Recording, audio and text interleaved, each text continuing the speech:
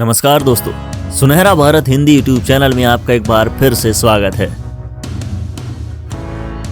दोस्तों, भारत को एक समय सोने की चिड़िया कहा जाता था। इस चिड़िया का फायदा कई बाजों ने उठाया और देश को लहूलुहान करके चले गए। यहाँ अन्य धन के भंडार की कोई कमी नहीं थी। उस दौर के राजाओं की शान शौकत के चर्चे दुनिया भर में थे और उनके पास भी बेशुमार दौलत के भंडार थे। यही कारण था कि यही दौलत दुनिया भर के बाहरी हमलावरों को अपनी ओर आकर्षित करती रही। इसके बाद भी इस भारत भूमि पर बहुत से ऐसे खजाने हैं जिनका आज तक कोई पता नहीं लगा पाया है।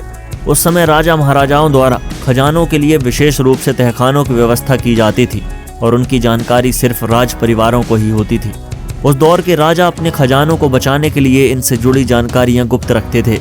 उस दौरान कई क्रूर आक्रमणकारी भले ही राजाओं की सत्ता छीनने में कामयाब रहे, लेकिन वे कई छिपे हुए खजानों को हासिल नहीं कर सके। भारत में ऐसे कई खजाने मौजूद हैं जिनकी तलाश करना अभी भी बाकी है। दोस्तों, आज की इस वीडियो में हम आपको लॉस्ट ट्रेजर्स ऑफ इंडिया के बारे में बताने वाले हैं, तो बने रहिए वीडियो में अंत तक। भारतवर्ष से जुड़े रोचक जानकारियों व तथ्यों के लिए हमारे चैनल सुनहरा भारत को सब्सक्राइब करके बेल आइकन को प्रेस करना मत भूलिएगा। वीडियो अच्छा लगे तो वीडियो को लाइक और शेयर जरूर करें।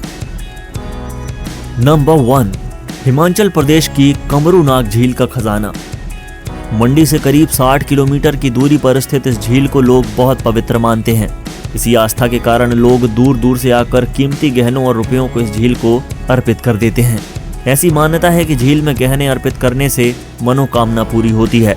दूर दूर से लोग आकर गहने झील में डालते हैं और मनोकामना मांगते हैं। लोग अपने शरीर का कोई भी गहना यहाँ पर चढ़ा देते हैं। ऐसा कहा जाता है कि ये झील महाभारत कालीन है। यहाँ एक मंदिर है जो लकड़ी का बना हुआ है और इसमें कमरूनाग की एक पुरानी मूर्ति भी रखी है। ये झील पैसों से भरी रहती है। ये सोना चांदी कभी भी झील से निकाला नहीं जाता क्योंकि ये देवी देवताओं का होता है। ये भी मान्यता है कि ये झील सीधे पाताल तक जाती है। इसमें देवताओं का खजाना छिपा है। सदियों से इस झील में गहने और रुपए आदि चढ़ाने की परंपरा चली आ रही है। ये तो साफ है कि झील की तलहटी में खजाना जमा है, लेकिन कितना ये कोई नहीं जानता। नंबर 2, कृष्णा नदी का खजाना गोलकोंडा। कृष्णा नदी के बारे में तो हम सब जानते हैं और गोलकोंडा हैदराबाद की एक तहसील है। गोलकोंडा में एक बहुत बड़ा किला भी है जो गोलकोंडा किले के नाम से भी जाना जाता है। ये 1518 से 1687 तक कुतुब शाही वंश की राजधानी हुआ करता था। ये जगह हीरे की खदान के लिए दुनिया भर में मशहूर थी। कहा जाता है कि दुनिया के सबसे मशहूर हीरे कोहिनूर और हुब हीरे को यहाँ से ही निकाला गया था। बता दें कि गोलकोंडा में हीरों की खदान में आखिरी बार खुदाई 14वीं शताब्दी में की गई थी।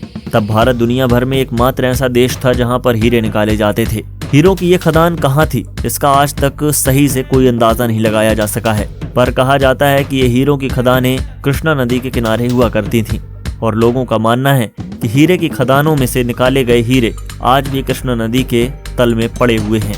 इन हीरों की खदानों के कारण गोलकोंडा दुनिया भर में प्रसिद्ध था, क्योंकि उस समय में केवल यहाँ से हीरे निकलते थे और दुनिया भर में भेजे जाते थे। नंबर 3, नादिर शाह का खजाना दिल्ली।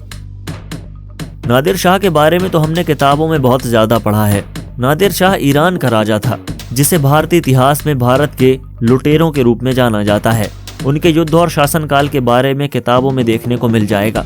नादिर शाह 1736 में ईरान के शासक हुआ करते थे और सन 1739 में नादिर शाह ने भारत पर आक्रमण कर दिया। उन्होंने 50,000 सैनिकों के साथ दिल्ली पर हमला किया और इस आक्रमण से दिल्ली में बहुत ज्यादा लोगों को मार डाला और काफी लूट मचाई। कहा जाता है कि उनके युद्ध का मुख्य मकसद ये था कि दिल्ली को लूट कर इस पर शासन किया जाए, लेकिन उनकी शासन करने की इच्छा अधूरी रह गई।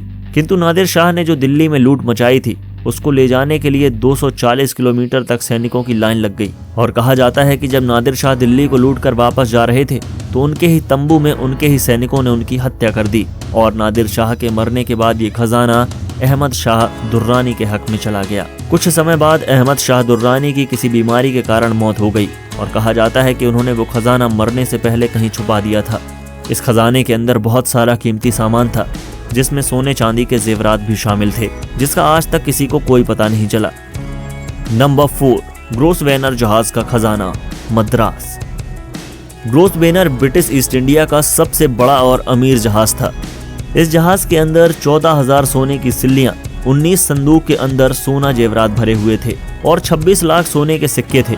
ये जहाज चेन्नई से इंग्लैंड के लिए श्रीलंका के रास्ते रवाना हुआ था, लेकिन ये 1782 में दक्षिण अफ्रीका केप टाउन से 700 मील दूर समुद्र में डूब गया और कहा जाता है कि वो खजाना आज भी समुद्र के अंदर पड़ा हुआ है।